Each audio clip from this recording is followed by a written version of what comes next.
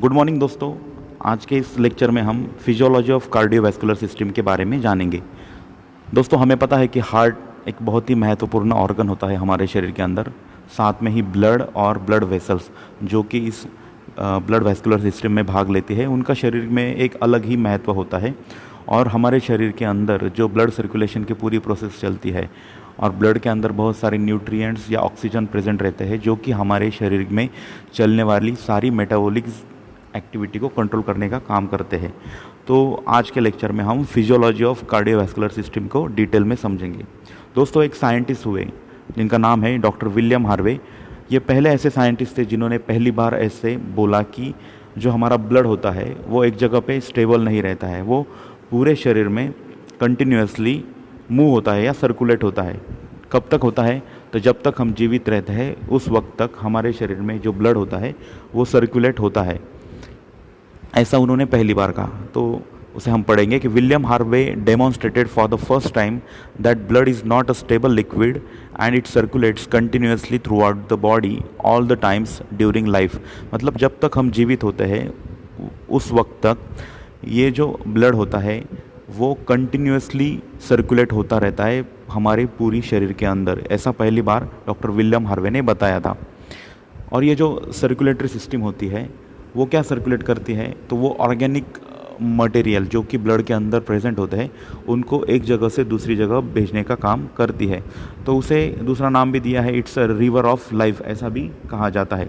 Circulatory system is an organic transport system, it is also called as a river of life. तो इसके basic function क्या होते हैं? Is to supply food, oxygen and other essential constituent to the cell. तो सबसे basic function CVS का ये होता है कि सेल को फूड भेजने का काम वो करती है, ऑक्सीजन देने का काम करती है और अदर जो इसेंशियल कॉन्स्टिट्यूएंट लाइक विटामिन्स और ये पहुंचाने का काम blood via blood circulatory system करती है। और ये हमारे शरीर के अंदर सेल जो वेस्ट प्रोडक्ट उत्पन्न करती है उनको रिमूव करने का काम भी ब्लड के थ्रू ही होता है। और फिर उसको एंड में वो लंग्स, किडनी एंड लीवर में भेज देते हैं और वहाँ से उनका एलिमिनेशन हो जाता है। Its function is to supply food, oxygen and other essential constituent to the cell and remove waste product from the cells and carry them to the organs like lungs, kidney, liver for elimination. मतलब ये circulatory system है, उसके अंदर जो blood present है वो food का supply करेगा, ऑक्सीजन का सप्लाई करेगा और जो इसेंशियल कॉन्स्टिट्यूएंट है उनको भी प्रोवाइड करने का काम इसकी मदद से होता है। साथ में ही सेल के अंदर उत्पन्न होने वाले जो वेस्ट प्रोडक्ट हैं उनको रिमूव करने का काम भी ब्लड की तरफ से with the help of CVS किया जाता है। तो ये जो ब्लड वैस्कुलर सिस्टम जो होती है वो 3 पार्ट से बनी हुई होती है। एक होता है main heart, second one is blood vessel and third one is blood, the medium of circulation. ये 3 चीज़ों से ये हमारी ब्लड वैस्कुलर सिस्टम बनी हुई होती है। पहला रहता है heart, second one is blood vessels and third one is blood, that is the medium for circulation. Human beings में दोस्तों ब्लड सर्कुलेशन जो होता है वो क्लोज टाइप होता है। क्यों इसे क्लोज टाइप कहा जाता है? क्योंकि हमारा जो ब्लड होता है वो फ्लो होता है in a closed and continuous network of vessel. तो ये वेसल में फ्लो होता है और वेसल्स जो रहती है वो क्लोज रहती है, वो दूसरी कहीं पे भी ओपन नहीं होती है। इसलिए ये जो सिस्टम होती है हमारी क्लोज टाइप सर्कुलेटरी सिस्टम होती है, उससे आपको याद रखना है। और साथ में हम देखेंगे कि जो सर्कुलेशन होता है वो डबल सर्कुलेशन भी कहा जाता है। ह्यूमंस के अंदर जो सर्कुलेशन होता है उसे हम डबल सर्कुलेशन कहते हैं। पहला होता है pulmonary circulation and second one is systemic circulation. तो पल्मोनरी सर्कुलेशन मतलब क्या? हार्ट से लंग की तरफ ब्लड जाना और फिर से लंग से हार्ट में आ जाना, ये पहला हुआ है पल्मोनरी सर्कुलेशन। मतलब from heart to lungs and back to heart, ये होता है पल्मोनरी सर्कुलेशन। सिस्टमिक सर्कुलेशन मतलब क्या? From heart to the rest of organ and back to the heart. Systemic circulation में हार्ट से ब्लड पूरे बॉडी को जाएगा और फिर पूरे बॉडी से कलेक्ट होके वो चला आएगा हार्ट के अंदर। अभी हमने देखा कि हमारी जो वैस्कुलर सिस्टम होती है या सर्कुलेशन जो होता है हमारा, ये क्लोज सिस्टम में होता है। तो ये क्लोज्ड वैस्कुलर सिस्टम रहने के भी फ़ायदे बहुत ज़्यादा होते हैं, क्योंकि इसकी वजह से हमारा जो ब्लड प्रेशर होता है वो एक पर्टिकुलर अमाउंट में फिक्स किया जाता है और उस वजह से ब्लड इजीली सर्कुलेट हो पाता है और ब्लड अच्छी तरह से सर्कुलेट होता है, इसलिए उस ह्यूमन बीइंग में एक्टिविटी या एक्टिवनेस रहता है। Closed vascular system is more useful as it keeps sufficient blood pressure and quick flow of blood, so keeping the man more active. तो क्लोज सिस्टम का ये फ़ायदा यही है कि सफिशिएंट ब्लड प्रेशर वहाँ पे मेंटेन होता है और उस वजह से ब्लड फ्लो जो होता है वो इजीली एक जगह से दूसरी जगह पे हो पाता है और उस वजह से ब्लड फ्लो इजीली हो रहा है, मतलब उसके अंदर उपस्थित रहने वाले जो न्यूट्रिएंट्स है उनका भी फ्लो इजी तरीके से होता है और उस वजह से वो पर्सन या व्यक्ति जो रहता है वो एक्टिवनेस फील करता है। तो दोस्तों अब हम हार्ट के बारे में जानकारी लेंगे। तो हार्ट जो होता है वो हमारा it is hollow muscular organ with size of one's close fist. Heart hollow होता है, मस्कुलर होता है, कार्डियक मसल उसके अंदर उपस्थित रहते हैं और उसकी जो साइज़ होती है, साइज़ कितनी रहती है, हर एक व्यक्ति की मुट्ठी जैसी, मतलब वंस क्लोज फिस्ट, हर एक व्यक्ति की अपनी अपनी मुट्ठी जैसी उसकी हार्ट की साइज़ होती है। हार्ट की पोजीशन क्या होती है, position of heart is it is situated ventrally in the thorax in between the lungs, मतलब लंग्स के बीच में ये रहता है और ये हार्ट जो रहता है वो प्रोटेक्टेड रहता है रिब केज के द्वारा। तो प्रेजेंट कहाँ रहता है, इन बिटवीन लंग्स, दोनों लंग्स के बीच में प्रेजेंट रहता है और इसका प्रोटेक्शन रिब केज जो होता है हमारे उनके द्वारा इसका प्रोटेक्शन होता है। उसके बाद हार्ट जो रहता है वो उसके ऊपर दो मेम्ब्रेन प्रेजेंट रहते हैं, उसे हम पेरिकार्डियम कहते हैं और ये पेरिकार्डियम जो रहता है उसके अंदर एक फ्लूइड रहता है, उसे हम पेरिकार्डियल फ्लूइड कहते हैं। ठीक है, तो यहाँ तक समझ में पोजीशन क्या रहेगी हार्ट की, ये situated ventrally in the thorax between the lungs, ventrally present रहता है और थोरैक्स के अंदर जो लंग्स, दोनों लंग्स के बीच में ये प्रेजेंट रहता है।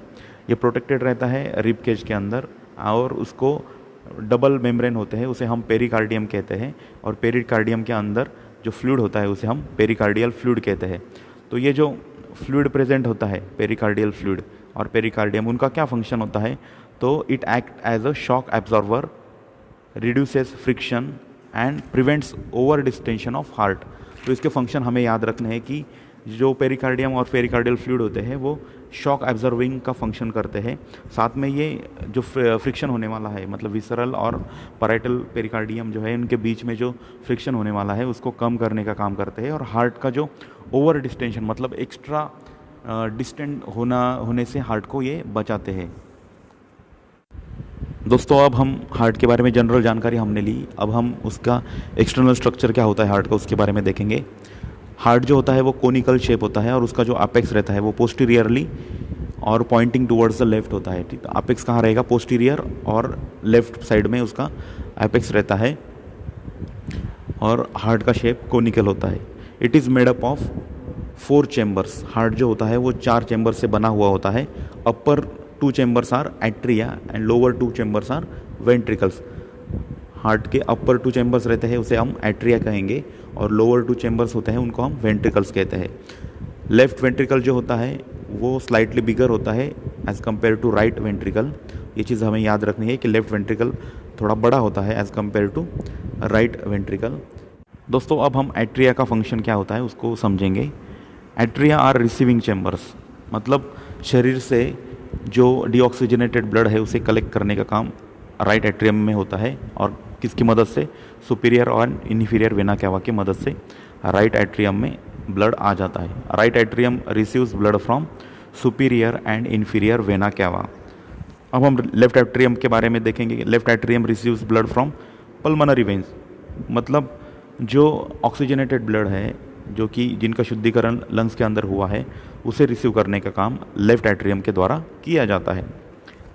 वेंट्रिकल के बारे में देखेंगे। वेंट्रिकल्स जो होते हैं दे आर प्रोपेलिंग चैम्बर्स। ठीक है, एट्रिया के बारे में हमने देखा कि दे आर रिसीविंग चैम्बर्स और वेंट्रिकल के बारे में देखेंगे दे आर प्रोपेलिंग चैम्बर, मतलब कॉन्ट्रैक्शन करते हैं और पूरे बॉडी में ब्लड भेजने का काम इनके द्वारा किया जाता है, इस वजह से इनको प्रोपेलिंग चैम्बर्स कहते हैं।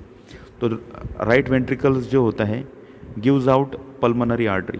राइट वेंट्रिकल से पल्मोनरी आर्टरीज में ब्लड भेज दिया जाता है, कहाँ पे, लंग्स में। वो ब्लड रहता है डीऑक्सीजनेटेड ब्लड। और लेफ्ट वेंट्रिकल से ब्लड चला जाता है एओर्टा और एओर्टिक आर्च में। ठीक है, तो राइट वेंट्रिकल से कहाँ ब्लड जाएगा, पल्मोनरी आर्टरी में, और लेफ्ट वेंट्रिकल से ब्लड जाएगा एओर्टा या एओर्टिक आर्च में। ठीक है, तो इस तरह से हमें याद रखना है कि एट्रिया और वेंट्रिकल जो है उनका क्या फंक्शन होता है। एट्रिया को हमने रिसीविंग चेंबर कहा और वेंट्रिकल्स को हमने प्रोपेलिंग चेंबर्स कहा है।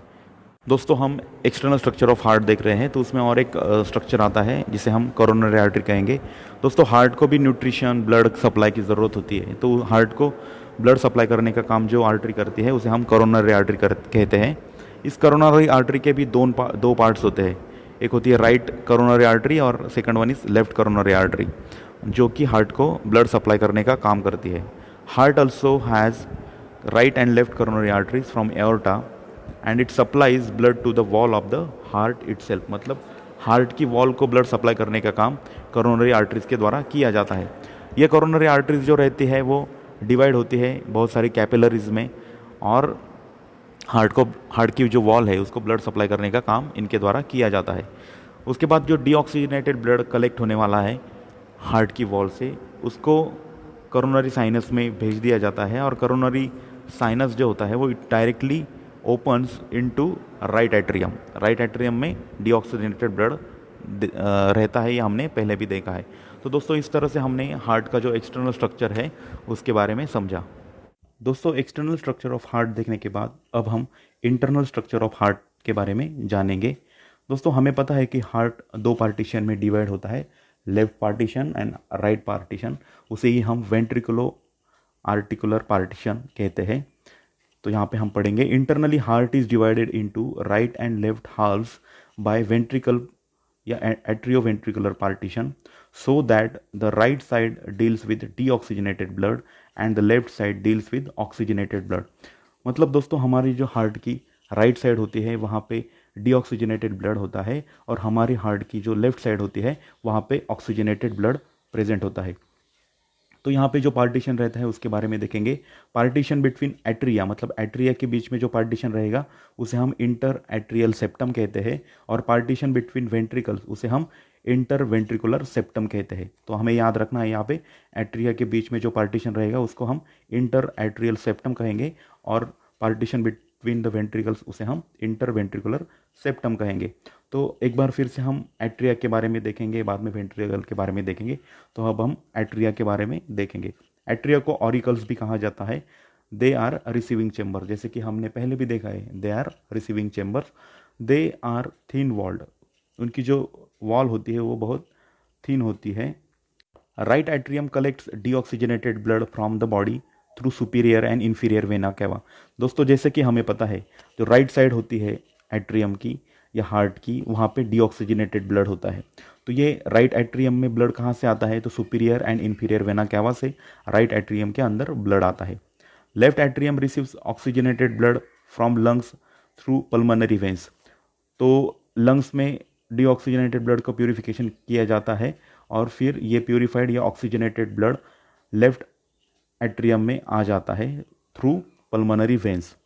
अब वेंट्रिकल्स के बारे में बात करेंगे। वेंट्रिकल्स जो रहते हैं, the ventricles are thick wall because they are forcing chambers. जैसे कि हमने पहले भी देखा है कि जो एट्रिया रहते हैं वो रिसीविंग चेंबर्स होते हैं, और वेंट्रिकल्स जो रहते हैं फोर्सिंग चेंबर्स, या वहाँ से ब्लड को पूरे शरीर में या फिर लंग्स में भेज दिया जाता है। इस वजह से उनकी जो वॉल रहती है वो थिक रहती है। Left ventricle is larger and more muscular than right ventricle.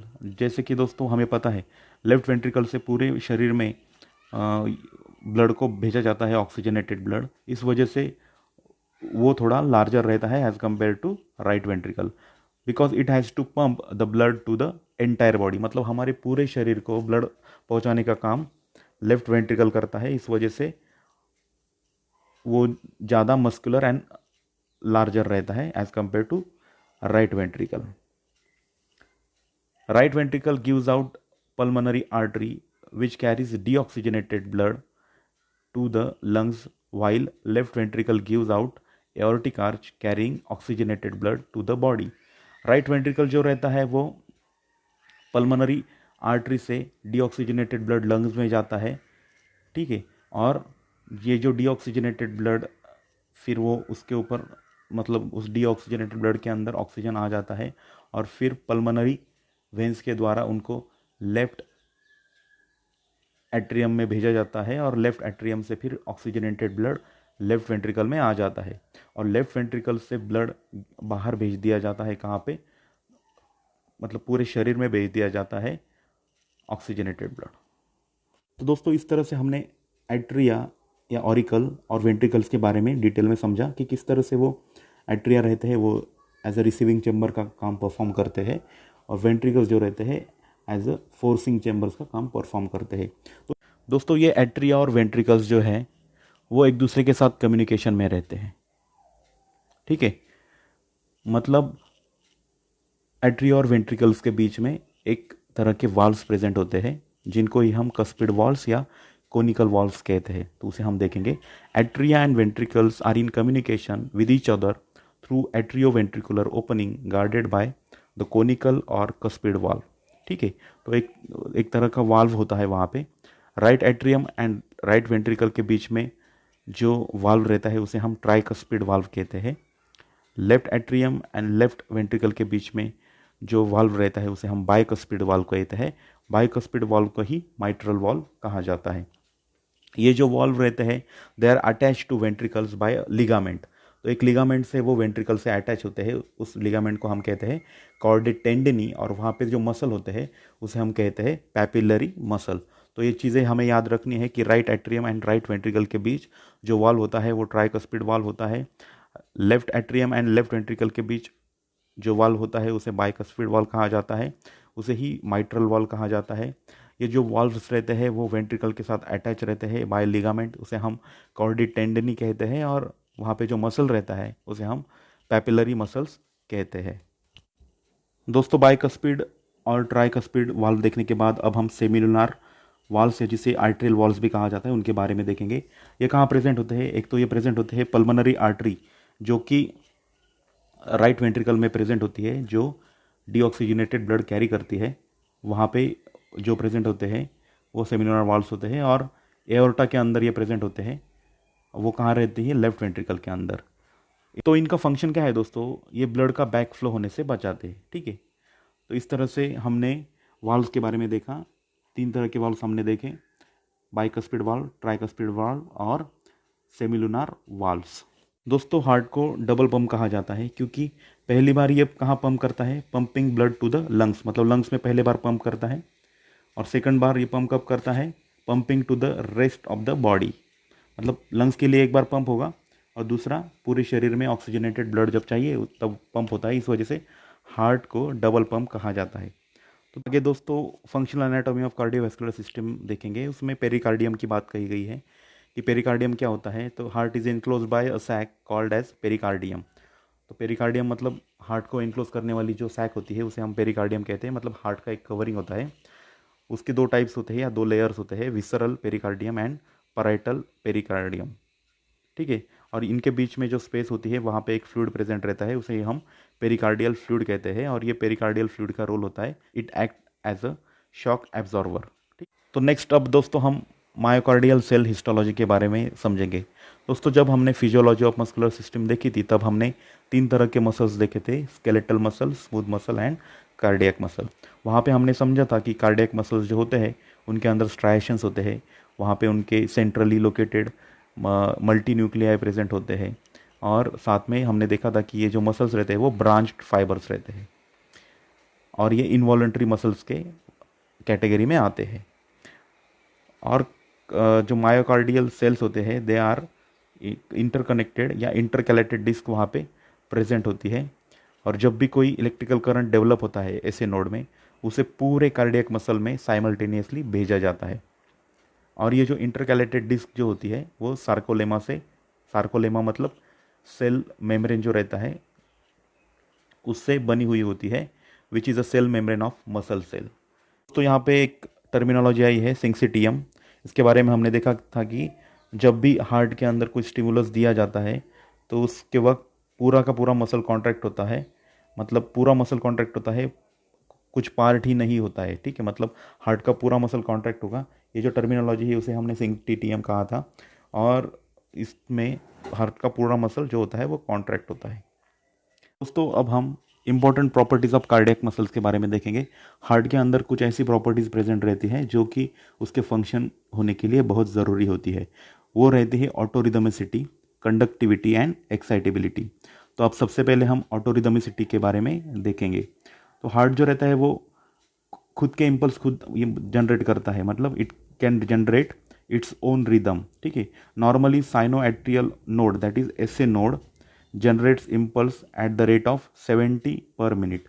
हमारा जो एस ए नोड होता है वो इम्पल्स जनरेट करता है एट द रेट ऑफ 70 पर मिनट, मतलब 70 पर मिनट के रेट से एस ए नोड खुद खुद के खुद मतलब विदाउट एनी स्टिमुलस वो इम्पल्स जनरेट करता है। इम्पल्स जनरेशन मीन्स यहाँ पे डेवलपमेंट ऑफ एक्शन पोटेंशियल, मतलब कोई भी एक्शन पोटेंशियल यहाँ पे वर्ड आएगा आगे उसका मतलब यही रहेगा कि इम्पल्स जनरेट हुआ है। और ये जो इम्पल्स जनरेशन रहता है वो स्पॉन्टेनियस रहता है, मतलब इसे किसी भी बाहर के स्टिमुलस की ज़रूरत नहीं होती है। This impulse generation is spontaneous and it does not need any external stimulus. तो कोई भी बाहर के स्टिमुलस की इसको ज़रूरत नहीं होती है। But the frequency of impulse can be changed by stimulation of sympathetic and parasympathetic nerve. मतलब दोस्तों यहाँ पे जो इम्पल्स जनरेट होने वाला है ऐसे नोड में वो स्पॉन्टेनियस रहेगा, उसे कोई एक्सटर्नल स्टिमुलस की ज़रूरत नहीं है। लेकिन जो रिदम शुरू हुआ है या जो इम्पल्स स्टार्ट हुआ है उसके अंदर उसकी जो फ्रीक्वेंसी है उसको बढ़ाने का या कम करने का काम सिंपैथेटिक एंड पैरासिम्पैथेटिक नर्व्स के से कंट्रोल होता है। मतलब ऑटोनॉमिक नर्वस सिस्टम की यहाँ पे इन्वॉल्वमेंट होती है, उनसे ही हार्ट रेट बढ़ सकता है या कम हो सकता है। SA node is the pace maker. SA node को पेस मेकर भी कहा जाता है। पेस मेकर क्यों कहा जाता है? क्योंकि वहाँ से इम्पल्स जनरेट होता है, इस वजह से उसको हम पेस मेकर कहते हैं। और ये कहाँ प्रेजेंट रहता है SA node? It is present near the opening of the superior vena cava into the right atrium. तो ये जो एसे नोड रहता है वो राइट एट्रियम में प्रेजेंट होता है। कहाँ पे? जहाँ पे सुपीरियर वेना कैवा की ओपनिंग होती है वहाँ पे। ये कितना बड़ा रहता है? तो SA node is 1 centimetre long. SA node जो रहता है वो 1 सेंटीमीटर लॉन्ग रहता है। एसे नोड के अंदर दो तरह की सेल पाई जाती है। ठीक है, SA node contains 2 types of cell. Number 1 is round cells, उसे ही हम पी सेल कहते हैं, और second one is the transition cell. ठीक है, तो जो राउंड सेल्स जो रहती है वो इम्पल्स डेवलप करने का काम करती है, इट डेवलप्स इम्पल्स। और जो ट्रांजिशन सेल्स होती है that is they are conducting impulse. तो दो तरह की सेल प्रेजेंट होती है ऐसे नोड के अंदर, round cells and transition cells. उसमें से जो पहली है राउंड सेल वो इम्पल्स को डेवलप करेगी, और सेकंड जो है ट्रांजिशन सेल वो इम्पल्स को कंडक्ट करने का काम करती है। ये जो पूरी प्रोसेस होती है ऐसे नोड की, ऐसे नोड के अंदर इम्पल्स जनरेशन की, वो with the help of calcium ions होती है। मतलब calcium ions are responsible for generating impulse at SA node. ठीक है, तो कैल्शियम का रोल बहुत महत्वपूर्ण है, क्योंकि कैल्शियम की वजह से ही हमारा ऐसे नोड जो है वो इम्पल्स जनरेट कर पाता है। दोस्तों ऐसे नोड देखने के बाद अब हम एवी नोड के बारे में देखेंगे। एवी नोड जो रहता है it is situated in right side of the inter atrial septum. मतलब राइट साइड में प्रेजेंट रहता है इंटर एट्रियल सेप्टम में। और इसकी जो वेलोसिटी रहती है कंडक्शन की वो बहुत लो रहती है। ये लो रहने का भी महत्व रहता है, क्योंकि लो वेलोसिटी से ये कंडक्शन करेगा तो उस वजह से जो हमारे वेंट्रिकल्स होते हैं वो पूरी तरह से फिल हो जाते हैं। और दूसरी कंडीशन ये है कि जब एट्रियल फिब्रिलेशन जैसी कंडीशन उत्पन्न होती है, मतलब बहुत ज़्यादा इम्पल्सेस जनरेट होना शुरू हो जाता है, हार्ट ज़्यादा बीट करना शुरू हो जाता है, उस वक्त बहुत सारे इम्पल्स को एवी नोड के लो वेलोसिटी रहने की वजह से ब्लॉक कर दिया जाता है। तो ये दो इंपॉर्टेंट फंक्शंस है कि ensures adequate ventricular filling, and second one the if the atrial fibrillation develops many atrial impulses are block at AVN. तो दोस्तों यहाँ तक हमने देखा कि किस तरह से ऑटोरिदमिसिटी होती है। आगे हम दोस्तों कंडक्टिविटी के बारे में देखेंगे। तो दोस्तों impulse is generated at SA node. SA node में इम्पल्स जनरेट हुआ with the help of calcium ions. उसके बाद उसे आगे कंडक्ट किया जाता है via atria to AV node. तो एवी नोड में आ गया impulse moves via bundle of His. AV node से जो इम्पल्स है आगे बंडल ऑफ हिज में जाएगा, और throughout left and right branches at Purkinje fibres ये पूरे हार्ट में पहुंच जाता है इम्पल्स। ठीक है, मतलब इम्पल्स जनरेट होगा ऐसे नोड में, फिर उसको एवी नोड में भेजा जाएगा, एवी नोड से वो बंडल ऑफ हिज में चला जाएगा, और परकिंजे फाइबर्स की मदद से वो left and right side of heart में पहुंचा दिया जाता है। तो नेक्स्ट जो प्रॉपर्टी है वो है एक्साइटेबिलिटी। तो cardiac muscles are excitable because they respond to stimulus. Cardiac muscle जल्द ही एक्साइट होते हैं क्योंकि कोई भी स्टिमुलस अगर मिला उन्हें तो वो तुरंत एक्साइट हो जाते हैं। Due to stimulation heart muscle develop action potential and due to this cardiac muscle contract. तो कोई भी एक्शन पोटेंशियल वहाँ पे डेवलप होती है स्टिमुलेशन की वजह से, तो उसकी वजह से हार्ट के मसल्स जो रहते हैं वो कॉन्ट्रैक्ट होते हैं। तो दोस्तों इस तरह से हमने 3 जो प्रॉपर्टीज़ थी बेसिक हार्ट की, ऑटोरिदमिसिटी, कंडक्टिविटी एंड एक्साइटेबिलिटी, इनके बारे में जानकारी ली। दोस्तों यहाँ पे रिफ्रैक्टरी पीरियड के बारे में बताया गया है, जैसे हमने लास्ट लेक्चर में भी उसके बारे में समझा था, उसे एक बार देख लो। और बहुत सारी डिसीजेस के बारे में बात की गई है कंडक्टिविटी में, तो वहाँ पे हमें 1-2 नाम याद रखने हैं, बाकी चीज़ों को याद नहीं रखा तो भी चलेगा क्योंकि ये पैथोलॉजिकल कंडीशंस है, उसे हम सेकेंड ईयर में देखेंगे। नेक्स्ट दोस्तों अब हम देखेंगे effect of ions on cardiac muscle. मतलब बहुत सारे आयंस रहते हैं जैसे कि पोटेशियम है, कैल्शियम है, सोडियम है, उनका हार्ट मसल पे क्या इफेक्ट आता है उसके बारे में हम एक एक करके अब देखेंगे। सबसे पहले हम पोटेशियम के बारे में बात करेंगे। पोटेशियम जो रहता है उसकी नॉर्मल वैल्यू रहती है 4 मिलीग्राम पर लीटर, ठीक है। तो 4 मिलीग्राम पर लीटर उसकी नॉर्मल वैल्यू रहती है पोटेशियम की। अगर पोटेशियम की वैल्यू बहुत बढ़ जाती है तो उस वजह से जो कंडक्टिविटी रहती है हार्ट की वो हैम्पर होती है and it blocks at different sides. Potassium की लेवल अगर बढ़ गई ब्लड में तो उस वजह से हार्ट की जो नॉर्मल कंडक्टिविटी होती है वो हैम्पर होती है, और बहुत जगह पे वो ब्लॉक हो जाती है और उस वजह से excitability of heart also becomes less. उस वजह से हार्ट की जो एक्साइटेबिलिटी है, मतलब हार्ट को जो स्टिमुलस आने के बाद इम्पल्स जनरेट होता है वो कम हो जाता है, और ये कंडीशन हमें दिखाई देती है किडनी फेल्योर जैसी कंडीशन में।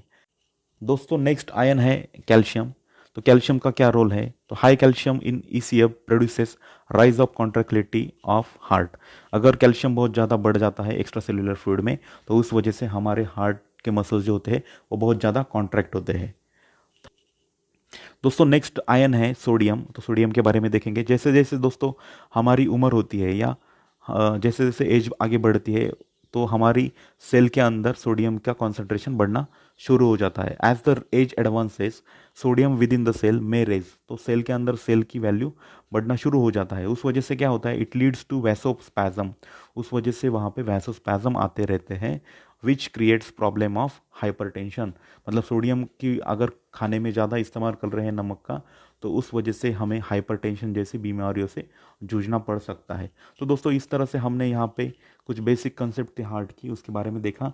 मैं आशा करता हूँ आपको समझ में आया होगा। तो यहाँ पे हम रुकेंगे। Thank you.